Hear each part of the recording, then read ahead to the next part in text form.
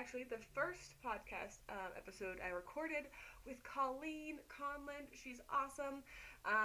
And this is probably a good one to be a video because I do a lot of visual stuff in this episode.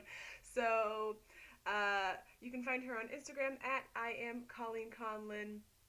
She has a book on Amazon, and I'll have all of the stuff linked in the show notes, description, whatever. This is a really fun episode, so I hope you enjoy. Got it. So I was like, all right, I'll do it. And I don't want to do my taxes right now. So. I really enjoy it. I remember, like, if it wasn't for your podcast, I feel like not. I think within like the kettlebell community, people want to know the other people. Mm-hmm. And not everybody is like, sharing a lot about themselves on like their Instagram pages. So like getting to listen to the podcast is a really cool way to just like kind of get to know some of these coaches without like relying on their content to get to know them. Like because of your podcast, I ended up starting a conversation with Nikki. Oh, cool. Which was super cool. And I ended up finding Peter because of your podcast as well. Mm-hmm. So it's been interesting to get to like listen to the conversations you're having with other people, to like connect with other people within the community. Yeah, and there's just like so many different things to talk about because like my plan with this one is to make it more broad, so I don't have to just talk to kettlebell people. I can talk to like people who do maces and Indian clubs. I really want to talk to Bill and Steph Sorensen about Indian clubs. Like I have a very long list of people. I'm trying to like block it out a little bit better, so I don't like get overwhelmed with all of the things. And I have this is going to be my podcast notebook, so I have all the things. But yeah. How have you been lately with training, and are you training for anything right now? No, I'm not training for anything in particularly. I started adding in the barbell. I started to get acquainted with the barbell back in September. My squat rack finally came in. I had ordered my squat rack from Great Lakes Gira, and it took close to 6 months for it to get out to Arizona. So once I got it, I was just like, all right, now I need to figure this stuff out. And I've been consistently on, I wouldn't say it's like purely a barbell program, but it's definitely more of like a hypertrophy program focused around barbell. And still just like sprinkling in all of my kettlebell stuff to like maintain skills and technique. But that's kind of where my training is at right now. And like the whole idea behind that is to get stronger for all of the kettlebell lifts, and it's working out really well so far. Like I'm extremely grateful for putting the time in, because personally, like I think the barbell is pretty boring in comparison to the kettlebell, but getting to see like once a week I'll test out a kettlebell skill, and just seeing the progress I've been able to make because I'm lifting heavier, it's just so fucking cool. Yeah, it's really fun. You're not has it like felt like your Turkish get-ups and things? I know that's like your main big lift thing that you do with your record holding. Have you felt it like a difference on that? Have you done barbell get-ups at all? I haven't done barbell get-ups at all. No, I haven't really noticed it so much for my get-up, but I've noticed a really big improvement with the power in my hips for my snatch and my clean. That's cool. I don't do a lot of barbell stuff. I only do the 2 weird lifts that I do with a barbell.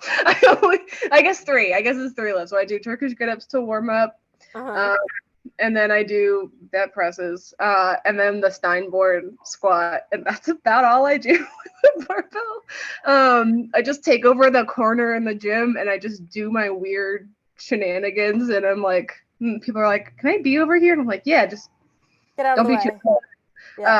Drop it. I try to give people a heads up. Like, I'm like 85% confident that this isn't going to go down, but also it could. So like, be aware it's going to happen. Yesterday I was there, and there's a bunch of people doing PT tests soon because I train on an army gym, and they have to do one where it's an overhead throw, So they were overhead throwing the medicine ball back and forth. And I was like, hey, please don't hit me. No, we're not going to let you. I was like, okay. I was like, just like be aware that I'm back here. Because if I have 39 kilos over my face, I really don't need a medicine ball under my feet. And I don't want you to have to get a medicine ball out from under my feet while I'm balancing this weight. And they're like, yeah, no. And then one time they accidentally let it go, but I was like sitting on the floor resting, and they were so sorry. They're like, oh my God, I'm so sorry. I was like, oh, don't worry. That's the thing I find with like the bench press, especially. I've never felt, I mean, I guess it's not fair to say it's just with the bench press, but like anytime you're doing something really, really heavy, the distraction of other people, it really messes with you. So like I moved into my house last February, and before that I was like I set up my gym area in my apartment, so like nobody was distracting me. But now, like, I live in Arizona, it's fucking hot, so like I keep the garage door open, and all of like my snowbird neighbors are always trying to start a conversation with me, and I'm just like, y'all don't know how heavy this weight is right now. Please, like, I really need you to go. No, just go away. Yeah. That was when I worked out at it was like a club gym off base. If generally speaking, I was like, they were like, okay, but there were a few days where it was like really busy, and I was like doing like reps of bench press with the kettlebell, and I was like, you guys are so close to me right now. Like, I do not think you understand. Like, I know that I look confident, and I am quite confident in this lift, but I really don't need you guys to be this close to me, because anything could happen in this space here, and I could drop it, and then we're all gonna have a really bad day. Because I set myself up in the corner, so there was like a little wall behind me and a wall on the side, so I only had this little space out in front of me, and it was, Stop crying, Delilah. I told you she wouldn't be chill for an hour. She can't do it. We just walked, it doesn't matter. But that was when I decided to shift into barbell stuff. I was like, there's no chance that I'm going to be able to do it here. Like, there's too many people here. Their barbell section was always just like filled with people. I was like, there's no way I could safely make this happen. So I shifted into the Army gyms, which actually turned out to be fine because I don't have to pay for these gyms. So they're free. It saved me like $15 a month or whatever it was I was paying, plus the fees that they do, whatever. I don't know. And I can take over the space the way that I want to. Generally speaking, nobody really bothers me, except for to ask like nice, like generally good questions, like, what the fuck are you doing? But none of them are like mean. It's always like a positive experience. Somebody asked me if I was in the military the other day though, and I was like, I have blue hair. I'm pretty clearly not. Can you imagine, like, what do you think fitness would be like if everybody was bench pressing? It would be, I don't know. I don't think every single person can bench press, like, at least not to the capacity that I do. I mean, like, it takes like a lot of prerequisite like mobility and like general like body know-how. Like, you have to be very aware of how your body moves. I don't think that most people are, especially with the types of lifts that people do. Like, generally it's like a deadlift, a squat, or a bench. Like, those are like the main lifts that people like to train and talk about. Not in our circles, obviously. Right. But those are all very straight. Bench press requires a lot of rotational strength and mobility that I don't think most people can do. Yeah, but what if they could? Like, what if that was the thing that everybody was talking about all the time? I wish. I would love to have people be like, oh my God, you're doing a bench press. That's so cool. I've had that happen exactly one time. And it might have been a ghost because I never saw the person again. Like, I saw them one time and they're like, oh my gosh, bench press. That's so cool. I like this bar. And I was like, oh my God, this is so exciting. I hope to see this person again. And then never saw them ever again. Weird. It would be, I think people would generally have like, I don't know.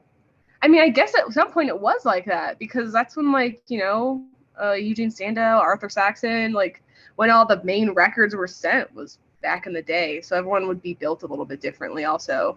There, if you look back at like the old like tiny strongman people, they're all built very different than like the average like strength person is today.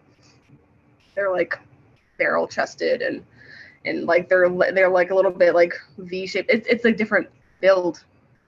I don't know. It'd be cool though. I would love to talk to more people about bent pressing. How did you initially find the bent press? Instagram. Yeah? Yeah. But when I like just started doing gym stuff, there was, he probably still has an account. I don't really see his stuff anymore, and I might have muted him at some point. I don't know.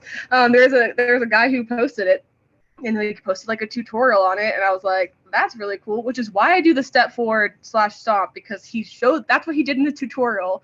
Now everyone's mad about it, but that's how I learned how to do it. I thought that's just what you did. And that just got stompier as the weights got heavier, because that's makes sense. And yeah, and I kind of just trained it on and off, like not like trained it, just like, this is a cool thing that I would like to know how to do because it looks kind of cool. And it was very much a drop down side press stand up situation. And I saw him doing that, and I was like, that's cool. And I like on and off for a while practiced it. And then it was before core closed. I did like a 32 kilo get up. Yeah, 32 kilo get up. And I was like, that's really cool. And somebody had commented like, oh, you could probably do that with your bent press now too. And I was like, I don't know. I haven't really, I do bent presses, but it's like, it was just like, it's fun. It wasn't like anything I was specifically training or anything. And then I did it, and I was like, oh, that's like relatively easy. It's not like, you know, easy as it feels, you know, how like heavy. Yeah. It feels smooth. It feels like it should. And I was like, oh, well, that's kind of cool. I kind of like that. And I like was chatting with some people about bent presses, and Dan Pereiro, I think that's how you say his name. I've never said it out loud. He was like, you could like be a bent presser, like you're good at this. And I was like, okay, well, let me think about it. Let me see what I'm doing on the and right before COVID hit, I was working at a gym, and they had a 36 kilo bell, and I tried for bent press with that, and I did it, and I was like, well, that's cool. I bet I could do more than that. Like, that's fun. And then COVID happened, and I like somewhere in there was messaging with Dan, and he was like, well, just try this little thing. Just try this program. Try this little build up. And I did, and I have been on some sort of bent pressing program ever since. And now I'm just doing it with a barbell because I can't find kettlebells heavy enough. So that's why I traded to barbell. Also, it's like kind of what they did in like the old timey days, which is kind of cool to like do what they were doing. But yeah, it's I think probably mostly Dan's fault that I bent press the way that I do, and it is all his fault because I message him like every week when I'm complaining about stuff or my workouts. It's like, this is stupid, and I hate that it's hard. And he's like, yeah, it's strength training, friend. So yeah, and hopefully in a few weeks I'll match my barbell PR to my my kettlebell to barbell PR. Trying to, yeah, that makes sense. That sounds like words. Yeah, that's my. I want to try to hit 48 or 50 with the barbell, which sounds doable probably. But the whole last chunk of this bent press program has just been murdering me. It's so hard. But I've been doing it for like over a year, so it's about time I get to try to lift a really heavy weight again. But halfway through, I traded it to barbell, and it was supposed to be all like one thing, presumably, and I kind of just do what I want. How did you find barbell, or not barbells, bent presses? I found the bent press. Well, so for RAC level 2, Oh yeah.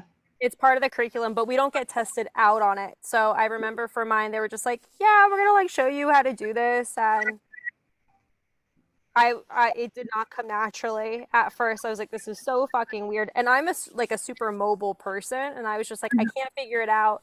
So I kind of just wrote it off, and then I had a client who was training for Iron Maiden. Mm-hmm. And I was getting a bunch of feedback from like mentors saying like you like really need to strengthen up her lats. You should really start thinking about having her bench press. And I was like, oh fuck, I can't do it though. Like I don't know how I'm gonna like coach this. But she was really the driving force as to why I was like, well, if they're telling me I should think about putting this into her program, I need to figure out how to do it. And it's always fun when clients make you get better at a thing. Like, yeah. But it's cool. I think bench press, I mean, like any of these skills, the more opportunities you have to play with it and practice it, it starts to feel more and more like your own. And eventually I was like, oh, I really like this. And I kind of found my groove. And I remember at one point you and I were like talking about bench press. Yeah. And it's definitely one of my favorite exercises to do with the kettlebell because it feels really good. There's something like very, this is gonna sound weird, but like gooey. It feels gooey, and I like sneak into it. Like, yeah, it's unlike anything else. And I mean, I don't know if you would agree or disagree. I also just really like getting heavy shit over my head. Like it feels good. It feels very empowering, and I feel like yes. I don't know for me if it's like I need to be able to Turkish get up the weight first or if I need to bench press it first. But I feel like once I can do one or the other with like the heaviest weight, it just like gives me the confidence that like, oh, you can probably get something else heavier over your head for like another skill, be it a snatch or be it a jerk or something like that. So I like the confidence boost that comes with it as well. But that's kind of like where it started. Hated it in the beginning, learned to love it. And I'm excited to keep playing with it. I really want to get a heavier get up. Like eventually, I think a long-term goal is to be able to get up the beast. Mm-hmm. So yeah, I would imagine there's probably going to be a lot more like heavy bench presses that go along with that in the years. Yeah, I've done. I don't know what my heaviest get up is. It's at least 36. It might have done slightly, I don't know, actually. I'll say 36, but like my main limiting thing is like I can't holding the freaking kettlebell on my forearm. Yeah. It's like such a pain in the ass. And now that I'm doing stuff with a barbell, I'm like, well, maybe I could do with a barbell because it doesn't have all the weight sitting on my forearm, which just doesn't feel good. But it's yeah, I know that's what everyone asks. I get like, you know, comments that are supposed to be kind of like shitty and mean. Like, what's even the point of this? And I'm like, it's to put a very heavy weight over my face. That is the point of this. I want to put a stupidly heavy weight over my head, and this is the most effective way that I could put this stupid heavy weight over my head. I can't. And that's what I want to do. That's my goal. That doesn't look safe. Probably not for you, but for me, it's plenty safe, and I know how to get out of it when I inevitably drop it. That's the thing. I remember at one point I posted a video of my bench press, and I got like all this hate from this lady about it. And I remember at first I was like, "Ouch! Like, why are you being so mean?" And then I remember I went to her page, and like she's one of those women who, you know, she's doing juice detoxes, and like she doesn't lift weights. And I think a lot of times, you know, when people are scared of something or they don't understand it, they lash out in a way where they're not even necessarily trying to make us feel bad. They're just trying to like protect themselves. Like, oh my gosh, why would you do that? Why would you? But it's just like they don't know any better. No, they have no, like, I mean, yeah, I just thought it looked cool. And I was like, I want to try that. I love that. Yeah, I remember I was doing it. I like posted a picture at the bottom of it. And this woman was like, oh my gosh, like you're going to snap in half. And I was like, I'm definitely not going to snap in half, but thank you for your concern. Like I'm very confident. Once I'm basically if I get underneath it, like I can stand up with it. It's the getting underneath it and locking out is the tricky part. When you get to that bottom part, you're like, oh yeah, that's it. I got it. It's going up now. I mean, it's a little bit trickier with a barbell because it wants to turn. But generally speaking, have you tried anything? Have you tried any of the like barbell like odd lifts at all, like bent pressing or anything? I think you'd have fun with it. It's fun. Maybe I'll make a little video next week and tag you. It's a lot of fun. I have a good time doing it. Also like the Steinborn. I really like the Steinborn squat as well. Which is just like when you like lean over and get underneath it from the ground with no squat rack. Because I thought they were interesting. But when I do my bent press training, I basically like carry all the weights to this corner, so I'm like not near people. Yeah. And so like I could have that space and not like if I do drop something, which does happen basically every week, when it bounces, it doesn't bounce into somebody or into a rack or something. And then I was having to like bring all that stuff back and then also go do like squats and things. And I was like, what if I just figure out how to do this other squat? And then I can just do it and do all of my stuff in my little corner instead of having to like go places and move equipment back and forth across the gym floor like a psychopath, which is very fun as well. I have a good time.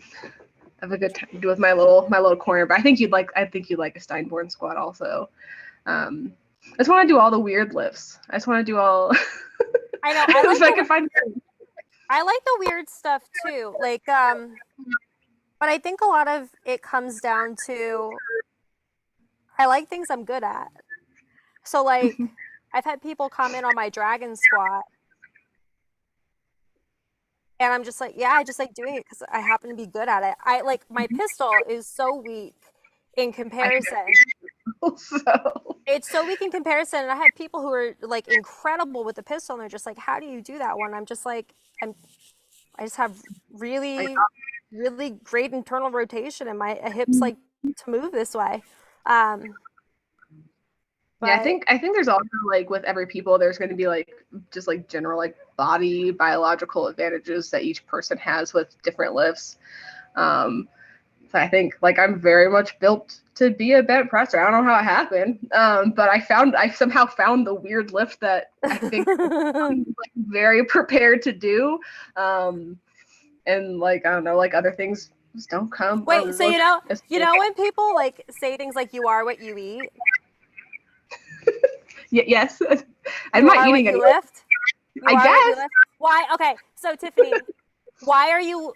Okay, if you were like a lift, what lift would you be like and why?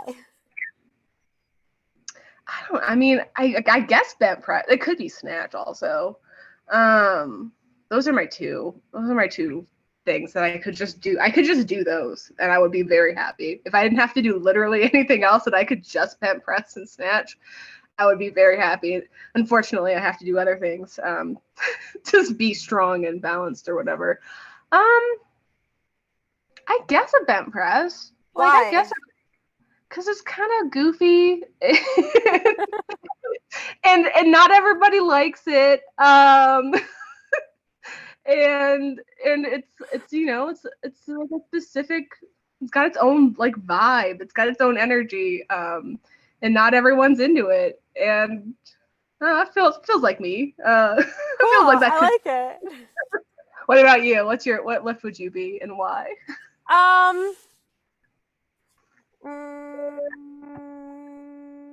Big decision. There's a lot of lifts out there. I know. I kind of feel inclined to say I'm like a get up. Mm-hmm. Just because like I always find out how to get back up. Mm-hmm. That's great. I like that. I like that. Yeah. I feel like there's probably like something a lot more clever I could figure out if I had like 5 minutes to think about it. I'm sure that there's people being like they have something so much more. I am not that clever, so. Would you say the get up is your favorite lift, or is it like the dragon squat, or do you have a favorite lift? I love to snatch. Same. I love to snatch. I don't think there's like never an opportunity where I'm going to turn down getting to snatch. Yeah. Or swing. Like I do love the swing. I feel like the first year after I found the kettlebell, like all I did was swing. Because before the pandemic hit, I was predominantly doing group fitness classes, and I was like running around to 13 different gyms throughout the week. So the time I actually had to train myself was extremely limited. So I would sneak in like 10-minute swinging EMOMs, just like knocking out 100 reps, like every day for a year. And I think that's one of the reasons why I have so much power in my ballistics. You did a shit ton of swings. I did a shit ton of swings in the very beginning, and I'm so grateful. Because everybody's body is built differently, but I think it really gave me an edge when it comes to ballistics, just having that baseline of a lot of reps under my belt very early on. Wrong. Like, so that would translate to all the other things that you like to do. Do you have a lift that you don't like to do, or you don't like at all? I mean, I don't like the things I'm not very good at. Yeah, that's fair. I definitely get like bashful around the pistol. I get bashful around the press. Is your press not? Is that a lift you're not good at? It feels like I've seen you press heavy weights. My PR is currently a 22. So I wouldn't. Good. I mean, it's good, but like I don't know. I feel like lately I'm seeing all of these women like knock out 24s, 28s, and I was talking to my coach recently. I was like, "Am I getting stronger?" And she's like, "Yeah, you're getting really strong." And I was like, when are you going to consider me to be like a really strong lady? And she was like, when you can press the 32. And I was like, what? What? That's insane. She was like, it can be done. And I was like, okay. Yeah, that sounds like that'd be a really boring program. I don't want to do it. My press is not great. My press is not great because as soon as I get into like a heavy press, I drop into a bent press. My body, I was trying to do. I think I've got my PR is 24 for like a strict press. But man, did I want, like, my body was like, let's just get underneath it. It'll be so much easier. I think, you know what? I think my lifting style is just efficiency, because I do sports style snatching, and that's all about efficiency, and bent pressing, which is, I mean, it's a little bit taxing, but it's a pretty efficient lift to get heavyweight over your head. My body's like, no, let's take the shortcut. We don't need to do any of this grinding upwards when we can just as easily get underneath it and much less energy. Yeah, there's something about that twist. And I think for me, one of the other reasons why I'm not so crazy about the press and like the pistol is because I've had 4 abdominal surgeries. Wow. And like it's definitely impacted like what I can do. Not that I was doing anything with the kettlebells prior. Like I had my first 3 operations when I was 17 and I'm 30. But for some reason there's a lot of strength when I rotate and not so much when like I'm in a sagittal dominant lift. Yeah. I haven't had any surgeries. I think my body's just weird.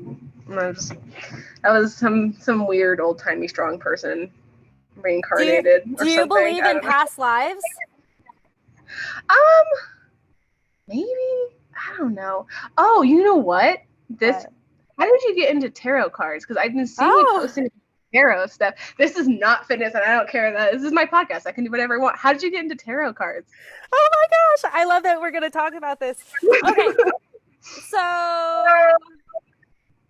Okay. So to give like a little bit of a background, I grew up as like very conservative Catholic schoolgirl. Okay. Oh, me too. Except I wasn't like a schoolgirl, but I was raised Catholic. Okay. Which is a pipeline to doing witchy shit. So yeah. So anytime I was like, "Hey, Mom, like, can I be like a gypsy for Halloween?" She'd be like, "No, you're gonna go to hell." But anyways, so 3 years ago, when I hosted my first kettlebell retreat, it was the last night me and like 10 women were together. And one of my clients was really into tarot cards, and she pulled out a deck, and we all like pulled a card, and she was talking to us about it. And I remember at first being like, oh, what the fuck, Holly? Like, I don't want to get into this stuff right now. And I remember when she was describing everyone's card, I was like, wait, that matches that person, that matches that person, that matches that person, that matches me. This is really interesting. And I didn't really do anything with it. Then we had another retreat. She pulled cards again. Didn't really do anything about it. And then this past December, I got into a huge fight with my dad. And I haven't felt so low in a really long time. I'm actually writing this in my newsletter. Before we got on this call, I'm like discussing it. And I remember coming home from Texas right after Christmas, and I said to myself, like, you can keep living your life to make other people happy and like fit other people's molds, or you can just start making Colleen really happy. Like those are your choices. Yeah. And I was like, I'm going to make Colleen happy, and I'm going to start to do all of the things that have felt taboo up until this point. And tarot cards have been super taboo. So I bought a deck, and when I use the tarot cards, I use them to help me to tap into my subconscious. So I'll pull a card, I'll read what it's about, and then I'll journal on it. But like, I personally don't believe like it's reading my future, or like I have to live by whatever this card is, telling me. It's just it's a prompt. Yeah, no, that's I like what I like about the cards is it's more for me like it's like an outside perspective more than like. Do you pull tarot cards? Oh, I have so many tarot cards. Oh my gosh! I have tarot cards in my goddamn purse. What? I have a shelf full of tarot cards there. I have like 10 decks. Oh my gosh. Okay, you want to know what I really want to do? I just want to get naked and dance under the moon. Tarot card. I wonder if she heard that. What? Look at this. We're going to go on an adventure. Girl, this is my wall. Oh my gosh. I'm a witchy person all year round. I'm a witch. I've started to like claim that. Oh my gosh. So I went out. I was out. I never go out. I was in Texas this past weekend, and I went out with Kettlebell Queen. I went out with Nicole Gallagher, and this kid came up to us on the street. He was like, I asked him, do you know where the karaoke bar is? And he was like, it's something like, oh wait, where was I going with this? Long story short, I told this kid I was a witch, and he like ran the other way. Perfect. Was he a little kid, or was he like an adult kid? No, this was a man who was like, are you guys lesbians? And we were like, no, I'm a witch. He was like, what the fuck? He went the other way. That's great. No, I have a broom on my wall. Oh my God. I have I took over. Well, so I have like, I'll send you a picture.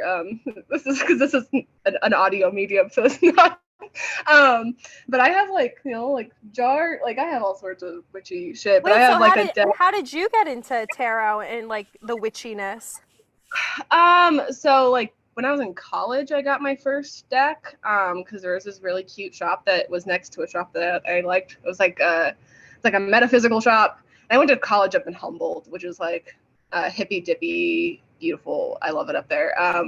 Humboldt, like Northern California, in the redwoods. And I was with my cousin. We lived together. And she was like, "Oh my gosh, we should go to the store and we should like check out this fun little witchy shop." And I was like, "Okay, whatever." Like I haven't really done any of this because I also grew up in a very Catholic household. Hi, Mom, if you're listening. I like saw this deck and it was like goddess deck, and I was like, oh, I like am really attracted to like this deck, and I think I want it. And my cousin was like, just fucking get it. And I did. And that was like my main deck for a really long time. And then I took breaks from it, but that's sort of the thing, is you can come back and leave whenever you want to. Yeah. And then I got back into it like COVID. Like I got like much more into it during COVID. Because I had like, there was really nothing for me to do. I was really alone. I didn't have anything to like put any energy towards. So I did that, except for the goddess deck turned out to be fucking mean. And all of the things I was pulling were like really mean. And then I would do cards for my husband and it would be so nice. It would be like, man, you're doing a really good job. And I was like, this is a goddess deck. This should be nice for me. And I got really mad. So I wouldn't buy a new deck. And that started me buying a bunch of decks that I probably don't need. So I have the goddess deck. I have a spirit song deck, which is like super, super nice. So I kind of have different decks for different vibes. So like if I need like to get my shit in line, I use the goddess deck. If I need someone to just tell me I'm doing a good job, I have a spirit song deck. I have I have a moon deck. I don't know what that one is. That one was gifted to me. I have it's basically Rider Waite, but it's golden and it's like Art Nouveau sort of style. I have the Alleyman Tarot, which is like this crazy deck. I'm not sure if you heard about that. It was like a big Kickstarter and it's like 100-something cards and it's all from different decks and it's kind of quirky and it has like its own suit. It's very fun. That one is very fun. I'll send you a picture of that one. I have like a bunch of decks and they're all just sort of different vibes and whatever I feel like. I had no idea. I used to do readings on my stories. But like it was a lot of work. So I have some people who just message me and ask me for cards still. But I don't always do it on my like full story stuff. But have you ever pulled a card in relation to like your training or a workout or a lift? Oh, I did. Okay. So I have like cards that I'm like attached to, like that are like my cards. Yeah. And so like one of those cards is the Chariot. That's like my card, and I want that one like tattooed. That's like my main big tattoo plan I have at some point. So I have that one for when I did my attempt and achievement of CMS for Snatch. That was one of the cards I had there. And I did like a whole pull for that and all the cards. I had like while I was doing my set in my little room, I had like my board full of minute by minute things to remind myself, and then I had my 3 cards, and it was like, I think it was like the 10 of staves, and I don't remember what the other one was, but they were all like about like pushing through hard things basically and pushing yourself forward. Yeah, but that's like the main one I've done. I should probably do it before my next PR bent press attempt also. But I'll do my nice decks. I don't want the goddess deck. Bad woo woo. I think the problem with the goddess deck is it's a good deck, but I think it got mad at me, and I know that sounds super crazy. No, I believe it. I saw something really weird. I pulled a card at some point, and I started like seeing like black beetles on my wall, which sounds like super strange. And I told somebody about it. And he was like, oh, no, that's good luck. You're good. Yeah. You're like, all right, cool. I'll take it. All right. Whatever you say. If you say it's good luck, but because I took a long break with using it. And so I think it was like, guess what? Get your shit together. So now that's the vibe of that deck. It used to be nicer. But also maybe I had my shit together better back when I was in college. And I don't know. But it's upstairs in my little shelf of other witchy shenanigans that I have. What other witchy things do you have? I make little jar things, like little spell jars. And they're more for peace of mind more than anything. I use them for, like, I send when Colt leaves for extended periods of times, I send him with jars to put in his bag. I sent him a little protection jar that he can just have. Wait, I'm gonna be in Colorado this summer, and we're gonna work out. Can we can we make a spell together? Can we make a spell jar together? Yeah, I have all sorts of little. They're very cute little jars, also. That's why whenever he's gone, because if he's gone for extended periods of time, I don't hear from him for a little bit. I just sent him, and then he told somebody that I was making them, and I made like several other jars for people that he was gone with. So he like came to work one day with like 4 little jars for protection. And like was passing them out to the people who had requested them, and they all came back. So I'm not saying that I'm magic, but I might be. I love that. That. It's more what? I said own that. Yeah, I'll take it. It's because he's gone and I don't hear from him, and so it just like it takes like the edge off just a little bit, like of my brain telling me that something terrible is happening. So I, and he's like, whatever, I'll take it. I'll take whatever you want me to do. He got me a little moon spell journal thing book. So he's a supportive. I mean, he let me decorate the house like this. So he's down for whatever. You do like a little tea, or when you stir like your drinks, tea or coffee in the morning, you do the clockwise and counterclockwise to bring in and banish energy from the day. Wait, I don't know anything about that. Tell me. So like when you're doing, when you're like if you like stir your thing with your coffee or tea with like whatever intention, you do like clockwise for like what you want to bring in, and you go counterclockwise for whatever you want to keep out. Probably. I like that. It might be opposite for somebody else. That's what I do. Cool. I want to adopt it. Yeah, take it. Take all the things. Yeah, and then you just, and I do everything in 3s for that because it feels like the right number. Sometimes it's more. Sometimes I need to do extra, but generally speaking, for 3s. Yeah. It's mostly tarot stuff though. Is my main thing. I pull cards all the time. Like, I bet I could. Yeah, I got my purse deck. Let me ask you this: should we pull a card for the listeners? Okay, yeah. Do you have your deck with you, or should I just pull mine? You pull yours. Oh wait, okay. Do you have? I got a book. So I have one book that's like super dry, explaining like all of the tarot stuff, and then I have a really fun book called "What the Fuck is Tarot." Have you read that one? No, I haven't. I just sort of wing it. For anybody who's listening to this, who's like kind of curious about tarot, but you don't really know where to start, like go get What the Fuck is Tarot. It's like such a fun way to like get into understanding the cards, especially like, I don't know, if you're like a millennial and you're interested in tarot and you like the Betches account, I think everyone like What the Fuck is Tarot.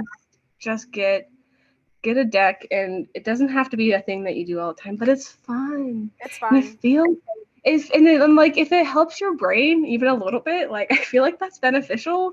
And that feels like a good thing for me. Yeah, I agree. It feels like a good thing for me too. There to exist most of the time. Like let's let's find the happiness. Yeah. I got a 9 of Cups. Okay, hang on. All right, wait. That's a good card. That's a good. It's a good card. I want to get. Well, do you know what it means off the top of your head? Yeah, so it's like you have been like building a thing here, and you are like you're handling your shit, and whatever sort of thing you're working towards, like you've got it. Is how I would read this card. So like you're content, and you're killing it. Look at this guy. I mostly just use the stories. So like, look, this guy has 9 full cups of whatever, and he is chilling and he's happy, and looking like he's got his life together. And I believe him. I believe in him. I love that. That's how I read all of my stuff. Is it's less like what it probably actually is and more in context and like reading what the card is. That's why I like the picture cards more than anything else, because it's easier for me to read. Can I read my definition for the listeners? Okay. 9 of Cups, blissed out. The most obvious meaning of this happy card is fertility and pregnancy, both in the literal and metaphorical sense. I honestly don't have much to say when the 9 of Cups is drawn in a reading except to embrace it. You are in a period of contentment, joy, and comfort. Like movies, readings are less interesting when all is well. You found everything you didn't know you were looking for when you left the wreckage of the 8, and it's sublime. Life is good, fam. Not to interrupt your bliss, but the 9 of Cups also contains the faintest whisper of a warning. Things are always ripest right before they're rot. In extreme cases, it may insinuate numbness, overindulgence, and even addiction. More often, the rot is due to smugness and self-satisfaction. Think couples in their early 20s who drone on about how lucky they are to have found each other, and like people wait their whole lives and never get to experience what they have together. Do not apologize for or downplay your blessings, but let it live alongside a gratitude and humility for the forces that brought you here. It wasn't without help, trial, heartache, and periods of thinking you would never reach this point. Wear your happiness honestly and generously, and you are in for a lovely time. That's so nice. It's good. It's good. You just gotta keep your shit together and don't get too full of yourself, basically. What a nice card for the listeners. I know. I was like, man, I hope I don't pull like fucking tower. Tower, yeah. Ruin everyone's day if I pull the tower. Well, you know what? I also really like the decks and like what they interpret things as too. So like, in the goddess deck, tower is oppression. Instead of like actually being called the tower, and I think that's really interesting. And the death card in my spirit song deck is transformation, so it's not actually death, it's just so that's why I like that deck when I need someone to be nice to me. Even if I pull all bad things, it's still okay, don't worry. Yeah, we totally talked about fitness the whole time here. It's a good 20-minute tangent on tarot cards. You know, I hope this finds the right audience, because there's got to be a bunch of other witchy fitness people out there. I think it will. I can name a bunch. I can name a bunch of like kettlebell queens who like the woo-woo stuff. So I think plenty of people will be very excited to hear this. I like all my witchy things. It's fun. Yeah. No, I'm gonna pull cards now for my bent press attempt that's coming up. Let me know how it goes. I want to know what you pull. I will. I'll send them to you when I pull. I'll probably pull the weekend before. Okay. Yeah. No, I don't want to be too far out. Yeah. Could pick up other things. Do you pull before big lifts? I guess you've only been doing it for a little bit. Yeah, I haven't, but I probably will. Is there like any other things that you do when you're preparing for big lifts, like your visualizations? Visualizations? Yeah, visualizations, and a lot of times I know I'm ready when I start to dream about a lift. Oh, that's cool. Yeah. I want to dream about my lifts. That's so fun. Yeah, my dreams will get like super vivid. And sometimes is it like are you doing the lift like specifically, or is it just like that's what the vibe is? No, I'm doing it. I'm doing it. Cool. I remember the first time it happened was with the bent press. It was when I was like, I don't think I'm ready to bent press to 28. But I had like such a vivid dream. I could feel it. I woke up and I was like, oh my gosh, I did it. And then I immediately woke up, I went to warm up and I did it. And it was not cute. It was not cute, but I had so much belief that I could do it that I fucking made it happen. That's so cool. Yeah, that was the first experience with that, which has been interesting because, you know, I think so much of the time we second guess, like, can I really do this? Am I really ready for it? But if you can get your mind around it, chances are probably a lot closer than you're giving yourself credit for. I think the mental aspect of like training is like one of the more overlooked parts of it, and it's really, really important. That's what I like when I, because for sport specifically, like sport, you have to be mentally in it because it's 10 minutes. And Yeah, it's a long time. You are putting yourself on that platform, but like you have your coach and you have the people in the crowd if you're doing it in person, but it's all you, and it's a long time to be in your head. So you have to be mentally in it, because if you're not, it's not going to happen. So that's one of the biggest things that I do with like my clients is we have like mental game plans. So when everything goes to shit, our brain can still handle it, because I think physically a lot of people could probably figure out their way through a 10-minute set, but mentally it's a skill to get through. Yeah, when I did my second world record attempt, I remember at the 40-minute mark, I was like, I really don't believe I can do this anymore. And I had never experienced such negative self-talk in my head until those initial 40 minutes. And I remember I had blocked out, like, there's 5, you have 5 like 90-second breaks you're going to take over the course of the hour to just like get some water, get your inhaler if you need it, just like do what you need to do. And I remember like right around the 40th minute, I just had to scream out loud. And I have a video of it. It's like, it's very funny to watch. And I just started screaming like, yes, I can, yes, I can, yes, I can.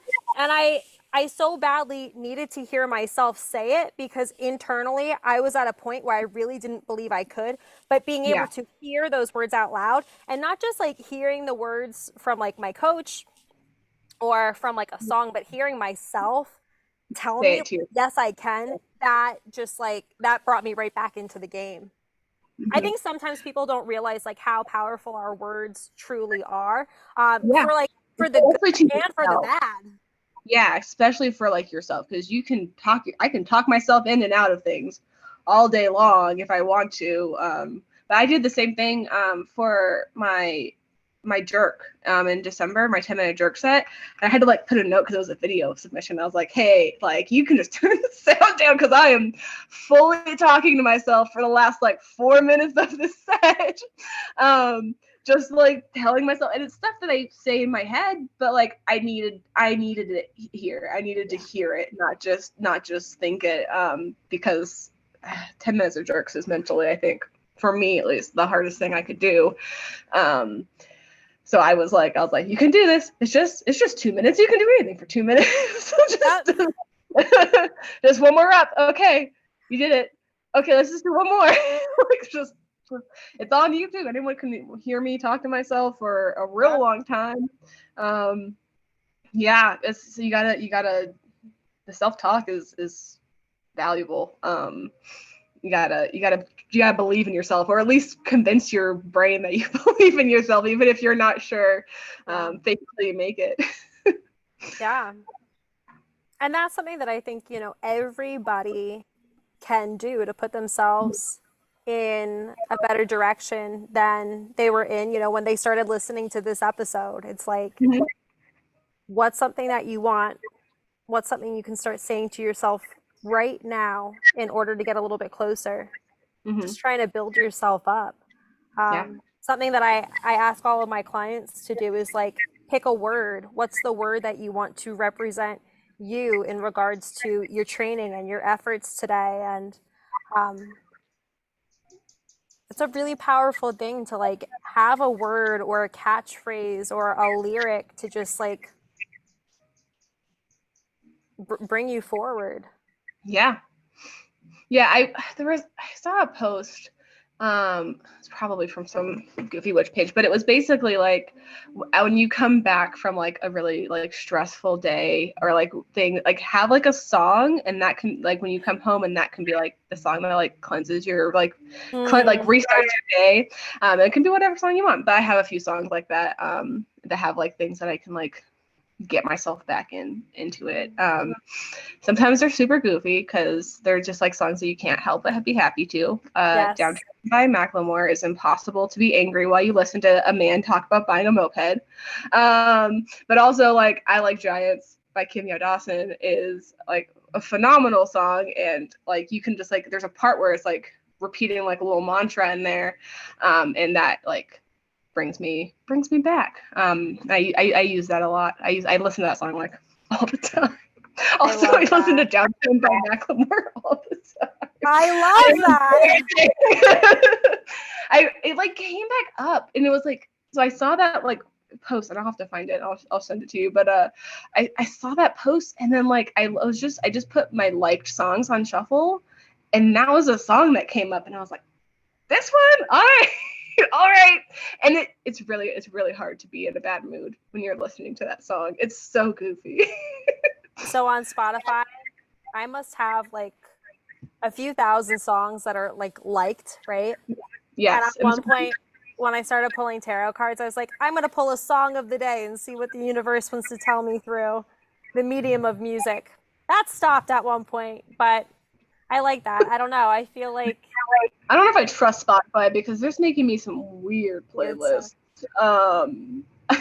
Yeah. I was scrolling yesterday and it was making me playlists called like GoblinCore mix, and I was like, what am I listening to that you think I need a GoblinCore? Which core makes sense? That's the second time I heard the word goblin within the past 2 hours. I love it. I feel like that's a sign I'm getting from the universe right now. I don't know. I was so confused. I was just like scrolling, and because you know it makes you like mixes or whatever, and like I have like one that's like happy mix or driving mix, and it just like put songs in there. And I was scrolling, and I had GoblinCore, and I was like, what in the fuck did I listen to? That GoblinCore is a playlist that it thought that I would like, and then I did. I really liked the playlist. And also, it's like my music I listen to when I'm like walking and like with Delilah. It's not dark. It's like foresty. Oh, cool. Yeah, so it's like nice music. Like it, but I was like GoblinCore. But there's but like then I have like spooky forest playlist, and I was like that checks out. That makes sense for me. Yeah. I had all sorts of them, but like some of them I was like, oh yeah, the driving playlist, anti-anxiety playlist. Okay. They kept going egg punk, and I was like, I don't know any of this. This is the weirdest thing I've ever heard of. I don't think that Spotify gave me any like funky playlists. Where do I nobody has found them. I posted about this yesterday, and I was like, has anybody gotten playlists like this? And they're like, well, I've got like a lot of beats per minute type playlists. And I was like, oh, well, I got pirate metal shanty mix. So I don't know what I'm doing wrong. Wait, I'm so confused. Like, I want the weird playlist too. I have a murder ballad mix, vampire mix. I also have a meme mix. They really went deep, but I also listen to Spotify about 1 million hours a day. I do too, though. Tiffany, I feel like I'm getting the scraps here or something. A sad crying playlist, which I was like a little bit mean, but okay, thanks. It just popped up. I don't even know. Like I was just like finding a playlist to listen to yesterday, and then it just started popping up. Made for you. Is I was like, made for you? Yeah, their playlist made for me. Mine made for you. Wait, made for us. Oh yeah. Have you tried the blend yet? That's pretty cool. I'm blended with one of my friends. We get weird stuff. Sometimes we get really nice stuff. Yeah. We get some weird stuff. Made for us. I have siblings and my husband and several clients. Yeah, we'll do a blend. So we'll send each other. I would love. Yeah, let's do a blend together. Tiffany, all of my made for Colleen Conlons are daily mix 1, daily mix 2, daily mix 3. You don't have like a happy mix or anything? Because I have like a happy mix and like a cooking mix. So like I knew that there were mixes. No, this is just me. I think no, I don't have. I want it. I have moods. Mood? Yeah, there's maybe it's under mood because I have yeah, like look, it just pops up. There's just like a million of them, and they're you know, they're What? just. I also have a treadmill strut mix, which is great because I do treadmill struts all the time. Okay, I need you to take a screenshot and I'll help me send it to you. out because I'm. Oh my God. Good afternoon. A mix of current go-tos, old favorites, new discoveries. I It's just need just to know. I would love for someone else to have some weird specific playlists. Because I was like, I would message my friend Marion, and I was like, hey, I don't know if this is new on Spotify, but do you happen to have any playlists that are like really weird? And she was like, what do you mean, like playlists that you made? I was like, no. Spotify made me a playlist called GoblinCore, and I feel like somebody else needs to have this playlist. Also, bubble grunge, which is Bubble silly. grunge? Yeah, it's like poppy grunge music. I don't even know half these artists, so like that's why I'm weirded out because they're not. It's not like songs that I like listen to. Some of it, like on the GoblinCore one, which is I know what I keep bringing up, is music that I have definitely listened to. But bubble grunge, I was like, this is so specific, and like I'm listening to all of them. I'm like, okay, it's good. Like I would listen to this again. Yeah, I really need like I need this from you, Tiffany. I really Okay. do. I need to know where are the funny sounding playlists? Where's my goblin mix? I don't know. You gotta listen to more indie music, I I guess, do. because that's I really listen to plenty of indie music. yeah. It's got Hosier. It's not that indie actually. It's got Hosier in it. And Crane Wise, Bo Burnham, Monsters and Men, Kenya Dawson. Yeah. Spotify is calling me out on a constant basis with the weird playlists they make me. They're like, yeah, no, we got you, and you're weird. Uh, oh well. Well, I guess we should wrap up now that we've moved on from any strength training to my weird Spotify recommendations.